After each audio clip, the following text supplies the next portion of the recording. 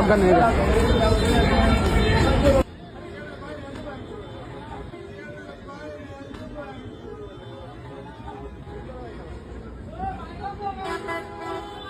Hello, আসসালামু আলাইকুম guys. একটু আগে যে কাহিনীটা দেখলেন সেটা শুরু এখান থেকে। তো ওই ছেলেটা দেওয়ালে হেলান দিয়ে রয়েছিল দাঁড়িয়ে। তো ওই সাধু এসে গলা ধরলো আর বলতেছিল আর কোথাও নিয়ে যাবো আর কি, টাকা পয়সা লেনদেন নিয়ে হয়তো ওদের মধ্যে ঝামেলাটা।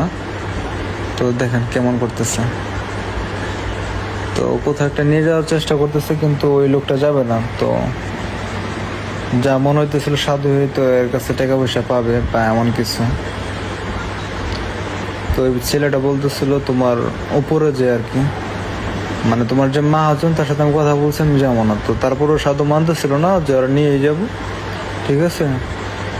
তো এমনই কিছু একটা আর কি শুনতেছিলাম।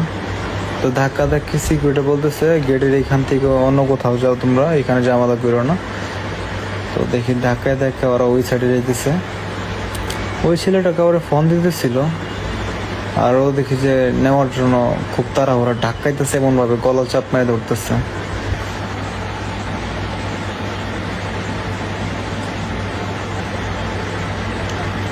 ভালো দমকদমে চলতেছে এই জায়গায়। দেখতে থাকুন, শেষ পর্যন্ত না দেখলে বুঝবেন না। দাম করে একটা স্যান্ডেল বাড়ি মারলো, মানে শরীরে যা শক্তি আছে সবগুলো দিয়ে। সাধুর দি ভালো রাখ। ওরে আল্লাহ, দেখতে থাকুন শেষ পর্যন্ত।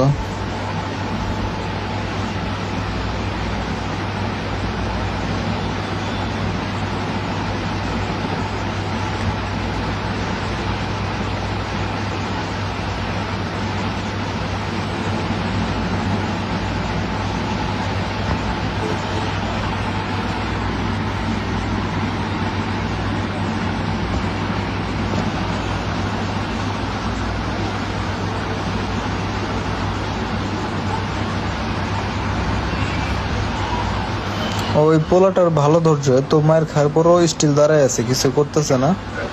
আর সাধু তো এমনি ধরে আঘাত করতে আছে, ডাক্কায় ডুক্কায় হোক আর যেমনি হোক, জুতা মেরে হোক, গলায় চাপ মেরে হোক।